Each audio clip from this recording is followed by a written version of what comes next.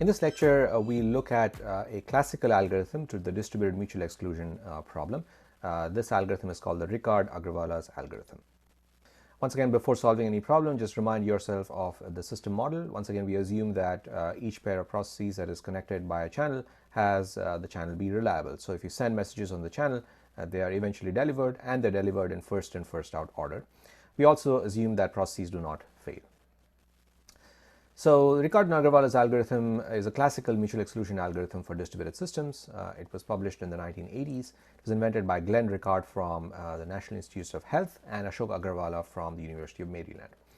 Unlike the previous algorithms you have seen for mutual exclusion, the central and ring-based algorithms, there is no token involved here. Instead, this algorithm uses notions of causality, and it uses multicast inside the group.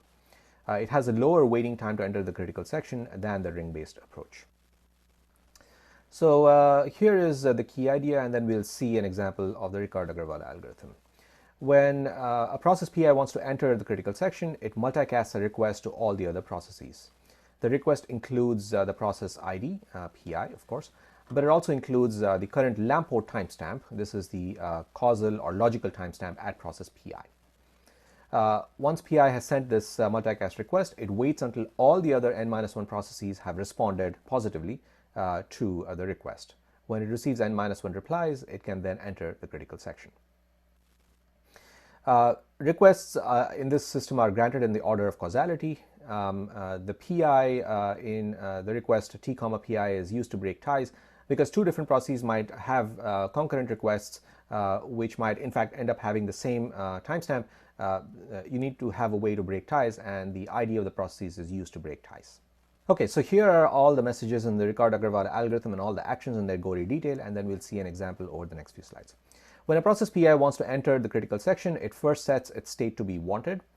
It then multicasts the request to all processes. The request simply consists of the lamp port timestamp at PI currently, followed by PI's ID. So that's TI comma PI. It then waits until all the n-1 other processes have sent back a reply message. Once it has received these n-1 replies, it then changes its state to be held, and it can now enter the critical section. What does the process do when it receives a request? So when a process PI receives a request from PJ, which is tagged as TJ comma PJ, TJ being the timestamp of the request, lamp port timestamp, and PJ being the requester's ID, the PI process first checks if its state is held. If its state is held, then essentially it cannot send back a reply immediately, because this means that PI currently is in the critical section. In this case, PI would add the request to a local queue of waiting requests. On the other hand, if PI's state is wanted, which means that PI has currently another request for the critical section that has not yet been granted, then PI checks whether or not the timestamp of PI's own request is less than the timestamp of the incoming request. Okay? In order to do this, it first compares the lamp port timestamps, TI and TJ. If TI is less than TJ, then this less than or equal to condition succeeds. If TI equals TJ, in which case the requests were concurrent, then it breaks ties by considering whether I is less than J. If this condition is true, which means that PI's own request has precedence over PJ's request, in this case also PI would queue PJ's request. However, if none of these conditions is true, then PI sends a reply back to PJ. When a process is done with the critical section at process PI, it simply changes its state to released, and it sends a reply to all of its queued requests. Now notice that when the process is in the critical section, it may receive multiple requests from multiple other processes for the critical section. It would end up queuing all of these requests. When it is done with this critical section, it would send back a reply to all of them saying, hey, I'm done with my critical section. I'm ready to acknowledge all of you as ready to enter the critical section. That's essentially the algorithm code. So let's see an example. Here is again a system of 6 processes, N3, N32, N5, N80, N6, and N12. N32 first sends a request message which has a timestamp of 102 along with the N32's own ID of 32. This is multicast out to the other n-1 processes in the system. All of them send back reply messages because none of them are waiting to access the critical section. N32 state is now held, meaning that it is currently entered in the critical section. Now let's make it slightly more complex. Suppose two other processes, N12 and N80, also want to access the critical section. Notice that N32 is currently also in the critical section. Its state continues to be held.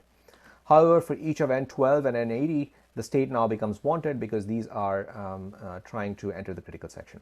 N12's request has a timestamp of 115, and N80's request has a LAMPO timestamp of 110. So let's see what happens now. The next thing that happens is that these requests are received at some processes in the system. Specifically, N6, N3, and N5 receive both of the requests from N12 and N80. And because N3, N6, and N5 are not waiting to enter the critical section, they send back replies to whoever they receive requests from. At this point of time, N12 and N80 each have 3 reply messages back, but they are waiting for 2 other reply messages. The next thing that happens in the system is that N32 receives these requests from N12 and N80 one after another.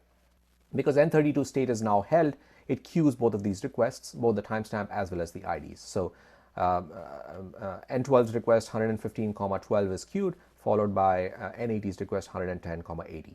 The order of queuing here doesn't really matter because the replies are sent to the entire queue. Notice here that N12 and N80's requests to each other are still in transit. So one of them is going to get the request first. And you might think, well, whoever gets the request first is likely to win the race or maybe lose out the race. But in fact, causality comes to our rescue here.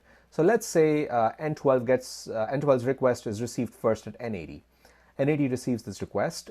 Its state is wanted. So it checks whether or not the incoming request has a lower timestamp than it. It sees that the incoming request has a timestamp of 115, which is higher than N80's own request, and so N80 ends up queuing the incoming request. Okay, since the incoming request is queued, which means that N80 would not have sent a response or a reply message back to N12. N12 is going to end up waiting for N80's reply message. Next, N80's reply message is received at N12, which then is in the wanted state, and it checks whether the incoming request has a lower timestamp than it. And in fact, this is true because the incoming request has a timestamp of 110, while N12's waiting request has a timestamp of 115. In this case, N12 will respond back with a response message or a reply message back to N80. At this point of time, N80 has 4 responses back or replies back from the group. N12 has 3 responses back to the group, and N32 is currently in the critical section. N32 then will release the critical section. Once it is done with the critical section, releases a token, sends back reply messages to N12 and N80. And at this point of time, N80 has 5 reply messages back, and it can enter the critical section. N12 cannot enter the critical section yet because it does not have a reply back from N80. It only has 4 replies. And this is fine because N80 is queuing the request from N12. When N80 is done with this critical section, it will then send a reply back to N12, which will then enter the critical section after that. Why is the Ricart-Agrawala's algorithm safe? Let's look at the proof a little bit, informally at least. 2 processes Pi and Pj cannot both have access to the critical section simultaneously.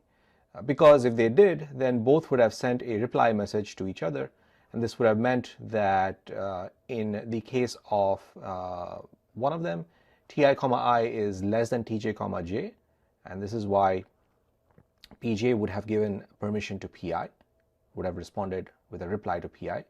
And also it must be true that Tj, j is less than Ti, I, and in this case Pi would have given a reply to Pj. But both of these are not possible together. You know, you cannot have 2 less than 3 and also 3 less than 2. That's not possible. So that's the crux of the proof. Now, of course, there is an exception which some of you might think about, which is that it's possible that Ti, I is less than Tj, j, and Pi has already replied to Pj's request with a positive reply, and only after that does Pi generate its own request. And at this point of time, it seems like Pj will also respond to Pi's request with a positive reply, and both Pi and Pj might have access to the critical section. So essentially, Pi gives Pj permission, then Pi generates a request, and because now Pi's request has a lower timestamp than Pj's, Pj will also give a permission to Pi. However, this cannot occur because once Pi has received Pj's request, any request that it generates subsequently, based on LAMPO timestamps, based on causality, will have a higher timestamp. Therefore, it must be true that Ti is greater than Tj. This follows directly from the use of LAMPO timestamps. This is where the use of Lamport timestamps really plays into the correctness and the safety of the Ricart-Agrawala algorithm. And so Ti greater than Tj is a contradiction to what we had assumed, which is that Ta comma I is less than Tj comma j. And so this situation cannot arise either. Next, liveness. Liveness is true because in the worst case, a process ends up waiting for all the other n-1 processes to send reply. And once they send a reply, which will happen, the other n-1 processes might all be in the critical section, and this process might be the very last. And when that happens, when this process is given permission, then it will be able to enter the critical section. Finally, ordering here is guaranteed in the sense that requests with lower Lamport timestamps are granted earlier. And again, if there is a conflict in timestamps, then the process ID is used to break ties. But in any case, if one process generates a request with a lower timestamp than another process, then that first process will get its request satisfied earlier than the second process. And so even though we have done better in the client synchronization delay compared to the ring-based approach, the bandwidth has gone up. And the question now is, can we do better in both of these cases? We'll see that in the next lecture.